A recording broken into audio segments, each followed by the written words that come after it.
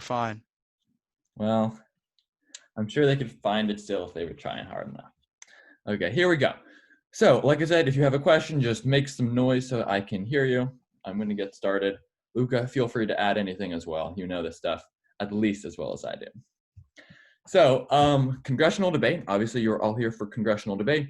The first question, like somebody just asked, what is congressional debate? So I've done a lot of different debate events. I've done almost all of them, and I definitely think Congress is the most unique event. And that's basically because Congress is based on the workings of the United States Congress. So you call each other Representative Skinner or Senator Moretti while you conduct debate, which is just like that by itself is to me enough reason to do Congress. I think that's awesome. I love being called Representative Skinner. But this also means that you debate a specific piece of legislation. In most debate events, you debate either a general idea or you debate a problem or something like that. But in Congress, there's a specific solution that has been proposed, written up as a piece of legislation that you then debate. So Congress, you're really debating solutions rather than just problems, which is something that I find very attractive in Congress. Later on, we'll look at a sample piece of legislation and we'll watch Luca give a sample speech. But for now, that's kind of the basics of how a Congress chamber or of like what it's based on. Something else unique about Congress is that it is the most speech heavy event, which means that there's the most emphasis placed on how well you speak.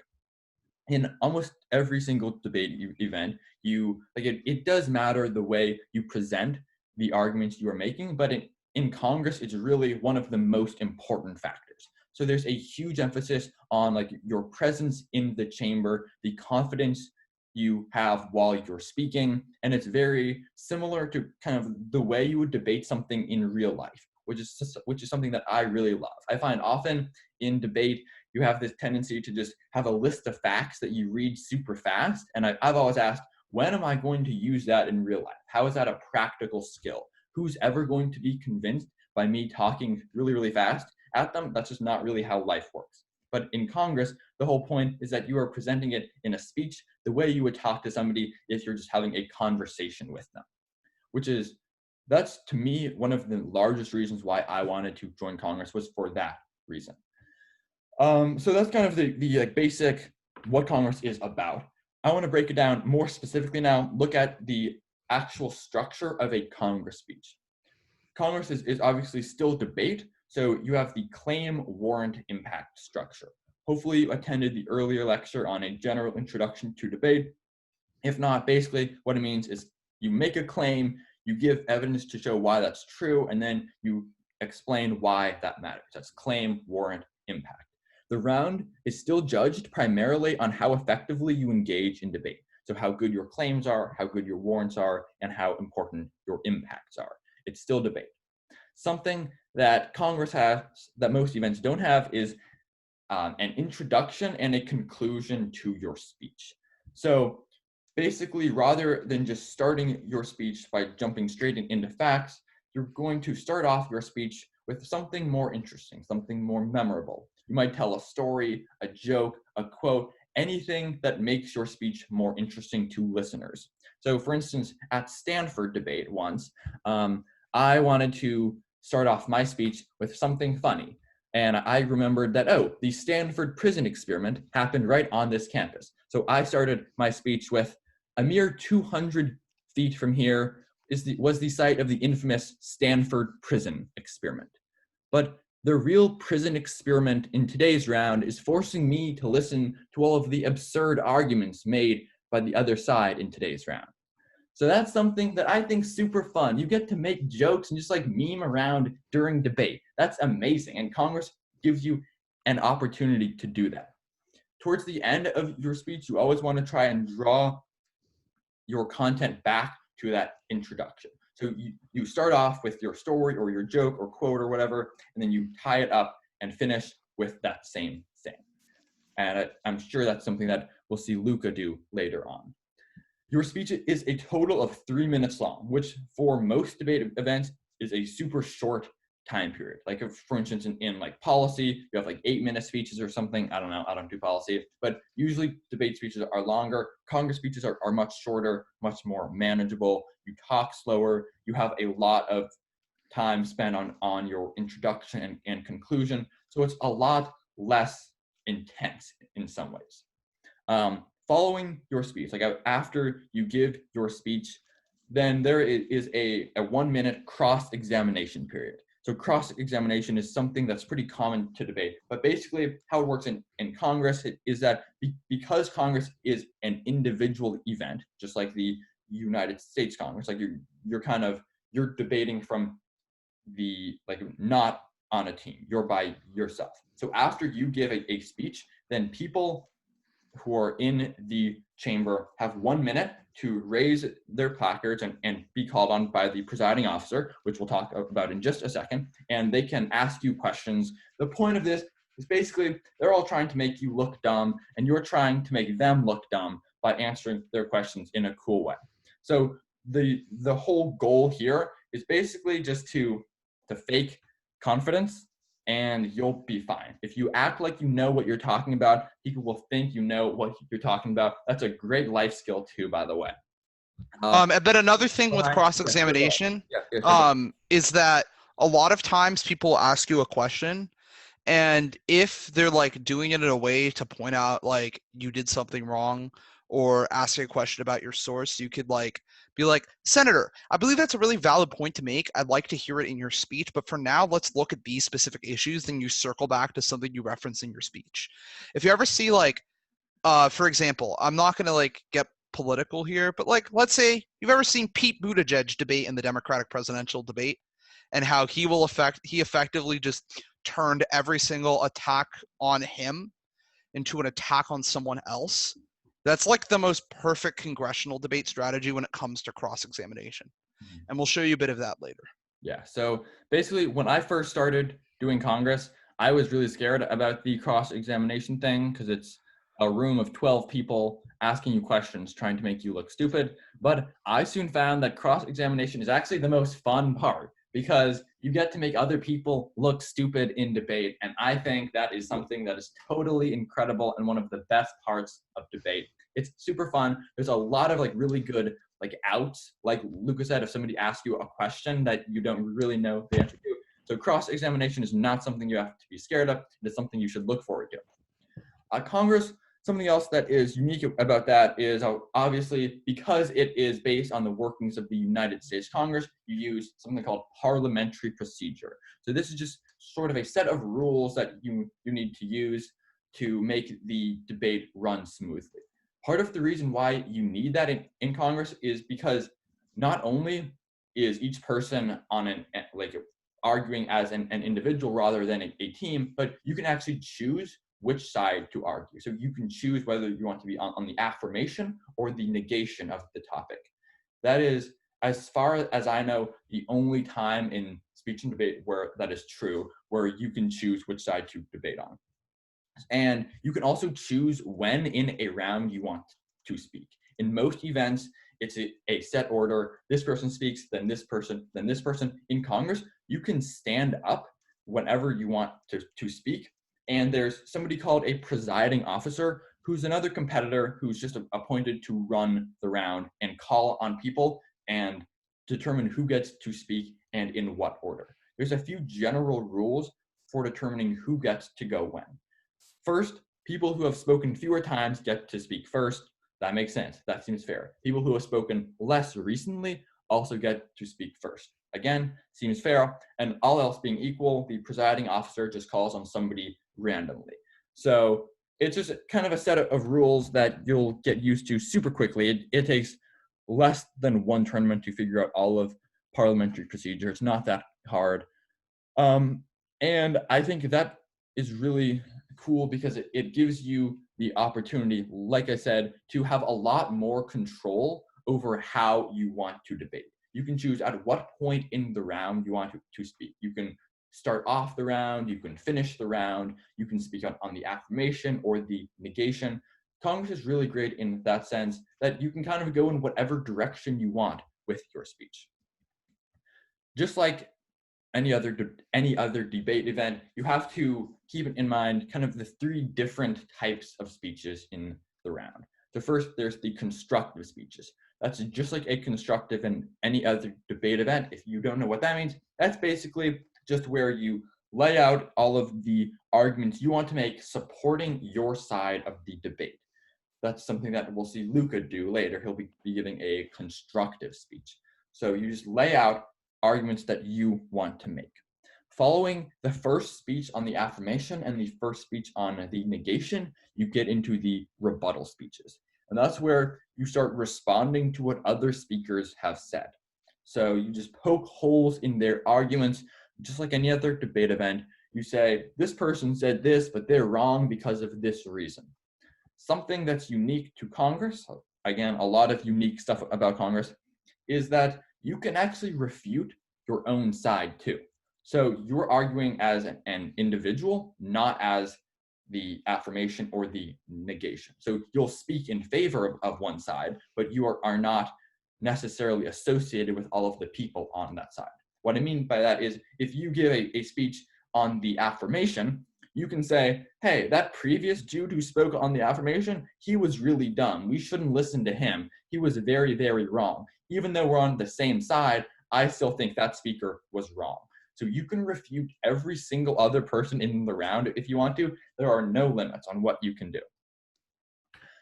Finally, the third kind of congressional speech is what is known as a crystallization speech. That is personally my favorite kind of speech. That's after you've watched the entire round, you've been taking notes on what's going on, you've been tracking arguments and impacts, then you stand up and you give a speech explaining why your side won. So you explain the impacts of both sides and you explain why your side's impacts outweigh the other side's impacts. Actually, the only tournament I ever won was where I gave a crystallization speech where I explained to the judges what had happened in the entire round, because it was a pretty complex topic. It was about Kurdish independence, and I think a lot of the judges were parents, didn't really know what was happening. I just explained what had happened the entire round. I explained why my side won, and that was enough to win me the entire tournament. That was the only tournament I won. I think crystallization speeches are a lot of fun, and those three speeches, the constructives, rebuttals, and crystallization, those are themes that are present in every single debate event. They just take a little bit of a different form in congressional debate. At this point, are there any questions? Because I have more stuff, but any questions first about what I've said so far? Do you got to give multiple speeches in a congressional round? Good question. Yeah, so that depends. I would say more often than not, yes, but it really just depends on how long the rounds are, how many people are in the chamber. You'll generally end up giving the same number of speeches as everybody else. So either 1, 2, or 3. Usually not more than that though. Yeah, Kessler. Is there a limited amount of questions that you can ask during cross-examination? Because I'm just wondering, like, could you ask questions for the whole round, for the whole 1 minute? So, yeah. Oh, yeah. You go, Luca. Go ahead, Ben. I didn't mean to. So basically, the presiding officer sets aside a minute block of time, and everyone who wants to ask a question stands up, and then they call on each person who wants to ask a question until the minute has elapsed. But if you're the only person who wants to ask questions, you could theoretically ask questions that entire minute block. That's just really rare. Also, many tournaments are moving to direct cross-examination, as that's easier in the online setting, which is you directly answer questions from a 30-second block of time. So during the cross-examination period, 2 people will be chosen, and they get 30 seconds to ask questions in a straight block, so people can't dodge as effectively, if that makes sense. So right now I prepare for that world where you're responding to 30 seconds of questions from someone or asking 30 seconds of questions. We have a few more questions in the chat. One is there one cross-examination or one after each speech? There is one after each speech. So every time you speak, you will be cross-examined for 1 minute afterwards. Are you allowed to take notes during the meeting? Absolutely. You should totally take notes. That's kind of how you develop arguments, and you just track what's going on throughout the round. How much time do you have to prepare? Good question. So the topics for the tournament are released anywhere from like a month to a week beforehand. Because Congress speeches are pretty short, then there's not a whole bunch of prep you have to do. We're going to talk more about prep in just a minute, but you always have as much time as you need to prep prior to the tournament. Can you use a computer to take notes? That's kind of a controversial one. That depends. That varies by tournament. Sometimes yes, sometimes no. How does the round end? How long is the round? So that depends on the tournament director. I would say anywhere from 90 minutes to 3 hours. League tournaments, which are the smaller, more locally based ones with smaller chambers, like about 12 people in them, those rounds are closer to 90 minutes. But at the Stanford Invitational, for instance, there were 3-hour rounds. There were 3 rounds per day. So it was 9 hours of Congress total. It can vary a lot by tournament. How does scoring / people winning work? Yeah, so just like in any other debate event, there is a panel of judges who are evaluating you. In Congress, you're evaluated mostly on how effectively you debate and how effectively you interact with other people's arguments, but you're also judged on your speaking style and how effectively you present the points that you're making. Okay. Any more questions? How does the round end? Just whenever you run out of time. So if there's like a 90-minute round, then after you have no more minutes left, the round ends. Cool. I'm going to keep going talking about some prep now and how you prepare for Congress. If you have any more questions, though, totally let me know.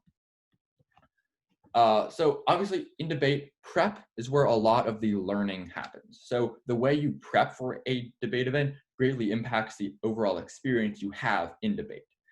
With some debate events, like policy, for instance, you have one topic the entire year, or in public forum, you have one topic for a month or two. In Congress, you have not only one different topic every single tournament, but every single round. So that means even at a smallish league tournament, you're going to have 4 different topics and you learn about all of those. For instance, you might have like a topic about foreign policy in the South China Sea, and then that's followed by a round about the United States healthcare system, followed by Israeli conflict with the Palestinians, followed by prison reform. So Congress really rewards not only depth of knowledge, but breadth of knowledge. And that is something that is especially true for Congress. That's a thing that I personally think is really great about Congress. You learn about a whole bunch of different things. And I would definitely consider what you want to get out of your speech and debate experience in terms of knowledge and learning and preparation. If you want to know a little bit or a lot about a large number of topics, then Congress is definitely the way to go. Because Congress is focused on the United States and takes the perspective of the United States, then the topics are United States centric to an extent, but you still have that international perspective. For instance, you might be debating, should the US sanction Israel for their actions taken in Palestine? So while you are debating from the United States perspective, you're still talking about foreign issues and still needing to have an international perspective. Something that both Luca and I are huge advocates of is the idea that the best way to be successful in Congress is simply to stay informed on a daily basis. So read the news, listen to podcasts, just stay up to date with what's going on in the world. That really gives you so much ammunition you can use in rounds, both during speeches and cross-examination, that if you do that, that by itself is almost enough to make you like a very, very strong congressional debater. And because of that, doing Congress gives you a reason to stay informed and to read the news. That's true for debate in general, but especially for Congress because of that breadth of knowledge that's important. I think that's a wonderful, wonderful thing. Having a reason to be up to date is a super great thing. Luca, you want to add anything? Francis is asking a question. Oh, question. What's up? How often do you have to, like, every time you list a fact, you have to name the source that you got it from? No. So if it's a baseline fact that most people would know, you don't really have to cite it. The only time you cite it is if you're citing an empirical example or if you're citing in a way that furthers your case. So like, let's say that I believe that like there is a fundamental issue with lack of access to healthcare. I don't have to cite a thing that says there's a lack of access to healthcare, right? But I have to cite solutions or I have to cite specific costs or statistics. So like I would also, the most sources you should cite in a speech are like 4 to 5. It shouldn't just be listing sources, and it should have natural flow to it. So for like each claim you're going to make, the most amount of sources you should have is like 2. Likewise, if you say Saudi Arabia is in the Middle East, you don't have to say according to Encyclopedia Britannica. That's not necessary. Okay, so kind of some final points about congressional debate. So regardless of what event you do, I think you should try Congress at some point. The main theme here is that Congress is a super unique event. So you can try policy and public forum and LD and all of those. And those are all relatively similar. Congress is a completely different thing. Also, Congress is definitely by far the easiest event to win a trophy in. They give out trophies to Congress people so easily. Like you can get 6th or something at a Congress tournament. You get a trophy like, you can't even see, like that big. You can get the same at a Parley tournament. They're like, who cares? It's just Parley. So not that that should be the main reason you choose an event, but I think that can definitely be a reason you choose an event. If you want to get trophies, Congress is definitely the way to go. And then another thing off of that is if you're just like naturally a social person who wants to make connections with people outside of Davis and meet new people and build friendships you wouldn't normally build, congressional debate is a really cool way to do that. Doing Congress in high school, it let me build friendships with a lot of people from schools that weren't Davis that I wouldn't have met otherwise, and led to a lot of really cool and interesting experiences. And just I met a lot of cool and unique people with different worldviews that I wouldn't have met if it wasn't for congressional debate. And because there's a collaborative aspect of it, you root and cheer for people who you're competing against, because it's not like you win or lose if your opponent wins because of how it's ranked. So like if someone who you respect as a debater is doing well in your chamber, you're kind of rooting them on, because the worst they can do by being successful in that round is getting a rank better than you, not causing you to lose the round. So it's a more communal event in that aspect. Absolutely, yeah. And I would say, regardless of what event you do, spend some time thinking about what you want to get out of speech and debate and what your goal is. To me, what I wanted was to gain more confidence speaking and debating and feeling like I was like capable of basically giving a good speech. And I can tell you, if you can give a compelling speech that you wrote in 5 minutes during a round to a room full of kids who are trying to make you look dumb, you can give just about any speech. So Congress is a great thing for that. Like I wrote my notes for this lecture the exact same way I was taught by Luca to write a Congress speech. So think about what you want to get out of speech and debate, and just take that and use that to decide what event to do. That's my take on Congress.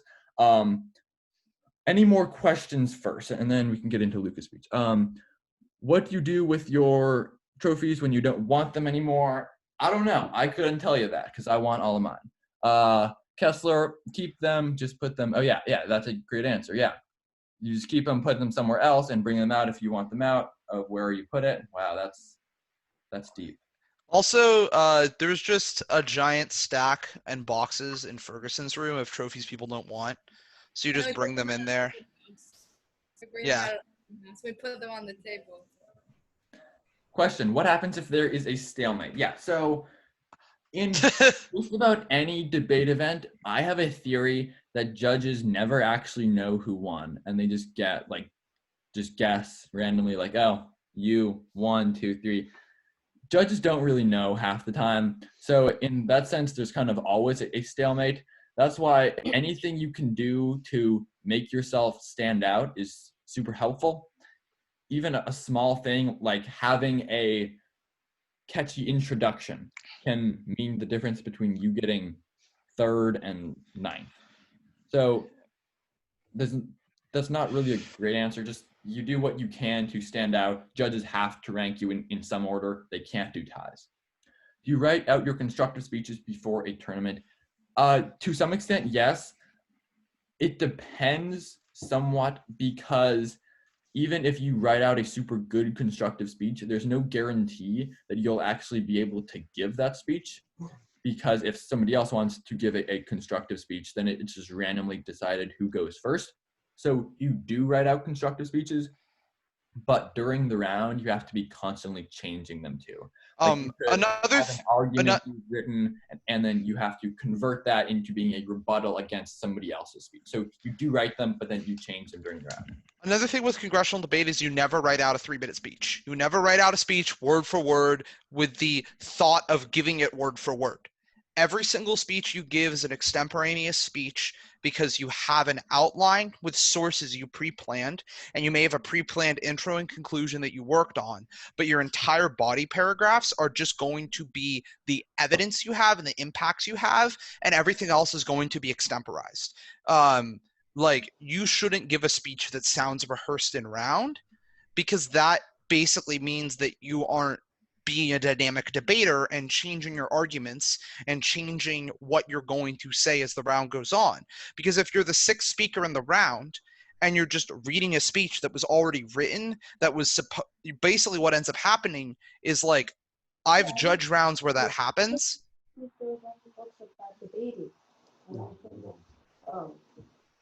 What's going on? Someone's talking in the background.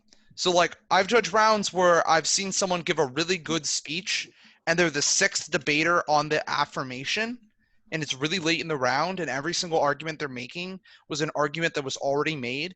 They aren't doing anything new to develop the round. I'm not going to rank them, because even if they speak well and have a good planned out speech ahead of time, they aren't debating. And because they aren't debating, I'm not going to give them a good rank, because it has to be an effective balance of speaking and debating, if that makes sense. So, like, if you're speaking first in the round, you should have a planned out speech to a degree, with an intro and a conclusion and an outline of the evidence you're going to use, but you shouldn't have a speech written out word for word. Does that make sense? Yeah, and that kind of highlights the importance of generally being informed about what's going on in the world, because you can't do enough research prior to the round to have an infinite number of arguments, or to have an like preparation for an infinite number of rebuttals that somebody else might make. You have to kind of impromptu it, just make stuff up based on what you already know. Question here, are the intro and conclusion part of your 3 minutes? Yes, they are, which means that, like I said, the amount of content you cover in a Congress speech is significantly less than that covered in, say, a policy speech. When do you decide on what side you're on? Can you decide the moment you get to the meeting? Yes, you actually should. Lazy people, lazy people like to only prep one side of the bill and then hope that they can end up speaking on that side. But then what do you do if you only prep the AF side and you show up day of and everybody else has also only prepped the AF side? Then you might not even get to give a speech, or you have to give a speech that has no prep for it. So you should prep both sides and then day of kind of assess which side would be more advantageous to speak on. How heated can these debates get? Oh, very heated. Oh yeah, very heated. It's can you give me like a level of how heated? Because I just wonder, like, I'm just wondering if people are so interested into the topic that they defend and argue for a long period of time. Well, that's where the parliamentary procedure comes in. People can only speak for 3 minutes, then they have 1 minute questioning period, and then they have to sit down even if they aren't done. So people do get heated sometimes. I mean, occasionally you'll have a round where, like, nobody really cares and nobody's done too much prep. That's boring. But when you're debating, like, people who have done research, who are good, that's super fun, because everybody has knowledge and is passionate and is doing a really good job. Congress is, in my experience, the most fun speech and debate event. Does everyone give a constructive rebuttal and crystallization speech? No. The average number of speeches you'll give in a Congress round, I would say, is 2. And it's up to you to decide when you give those speeches. So there's usually going to be just 2 constructive speeches per round, and then a bunch of speeches that are like rebuttals combined with crystallizations, kind of. So you do not give all of those speeches, you just choose 2. And it's also not like a clear-cut distinction between those types of speeches. Like, those are artificially created categories. You don't go up and say, this is a constructive speech or this is a crystallization speech. You can say whatever you want. Those are just the kind of general categories that things fit into. And is it always half aff and half nag? No. Ideally, yes, but not always. That's caused by people not prepping both sides of the bill. How long are the grace periods between speeches? Do you get cut off if you go overtime? You get 10 seconds of grace period before they start docking your points usually. However, after you reach the 3-minute mark, the presiding officer, who has a gavel, will start hitting the table just to like try and annoy you into shutting up. And it usually works. So you get a 10-second grace period, but it's best not to go too far into that. Any more questions? Do people get what Congress is? Like, is this clear? Wait, so what are the main differences between parliamentary debate and Congress debate? Because they seem somewhat similar. Yeah, you would think so.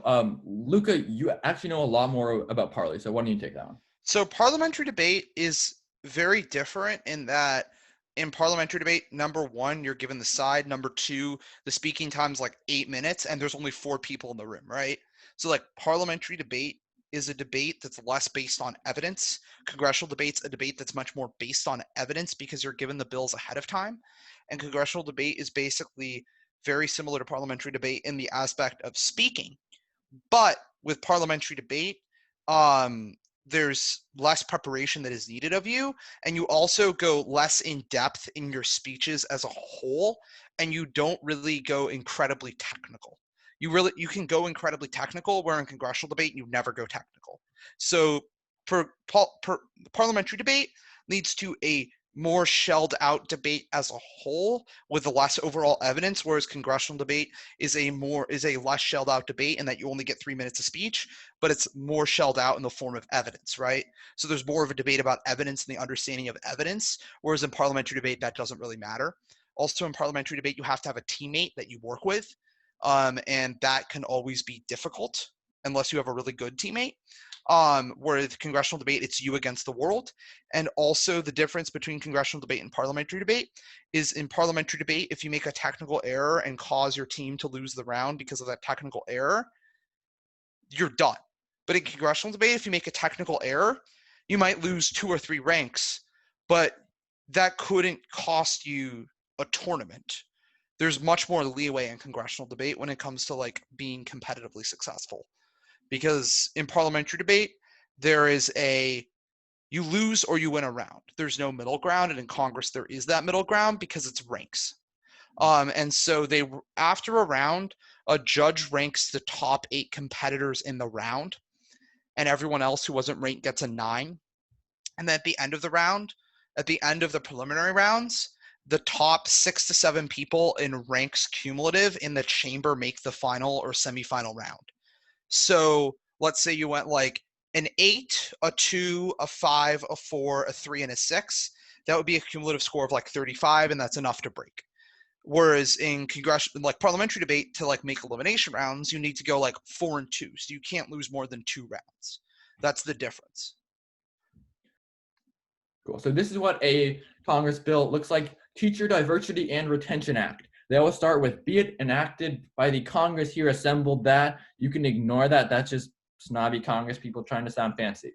Section 1, competitive grants shall be awarded to institutions of higher education which have a teacher or school leader preparation program and serve predominantly racially diverse, socioeconomically diverse, or gender diverse populations. Subpoint A, these grants will establish Augustus F. Hawkins Centers of Excellence at these institutions for the purposes of recruitment, training, and retention of diverse candidates into the teaching profession. Section 2, grants shall be provided to each state Department of Education in the institutions described in Section 1 for the development of social and emotional learning training. Subpoint A, all states shall require certification in social and emotional learning as part of their full teacher certification. All teacher preparation programs must include social and emotional learning as a requirement for graduation. Failure to do so will result in the forfeiture of future grant funding. Section 3, the Secretary of Education will oversee the development of these programs and shall annually report to Congress as to their effectiveness. The program shall receive an appropriation of $100 million for each of the next 5 fiscal years. One thing in Congress is you always have a section here that says who will be enforcing this or like how it gets done. So that oftentimes ends up being a subject of debate. Like if somebody says this Secretary of Education is stupid or whatever, they can always argue that.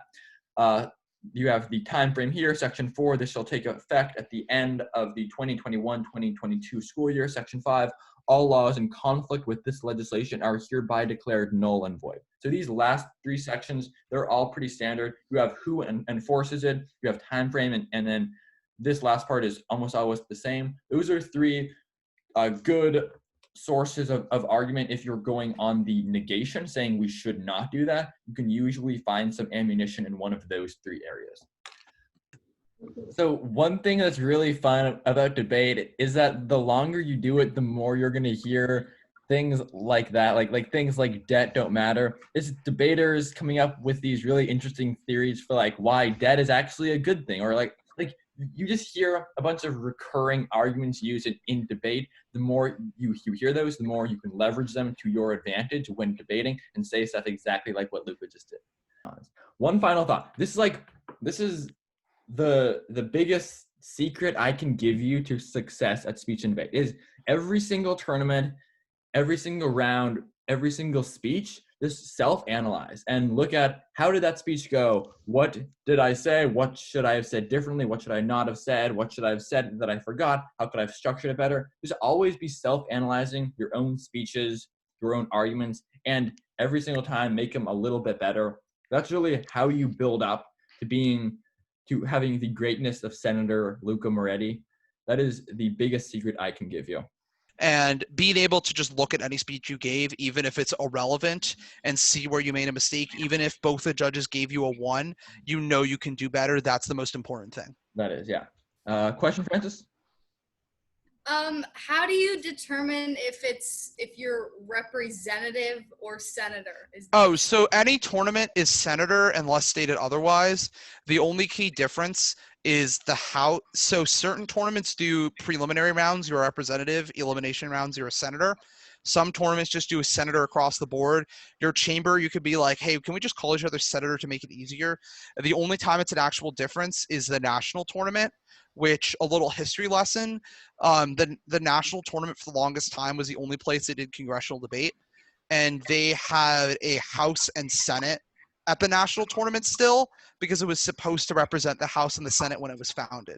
And so if you're competing the House at nationals, you're a representative, and you're competing in the Senate at nationals, you're a senator. That's the only really time it matters, unless the tournament rules specify what you're supposed to use. In round, a lot of times people will accidentally say senator when they should have said representative, or the other way around. It's fine. No one really cares. Doesn't really matter. Yeah. Okay. If there are more questions, I'd be happy to take them, but that's all I got. So if you want to head out now too, that's fine. That's all I got. Hanging around for a while if you want to ask anything or talk about Congress, the institution.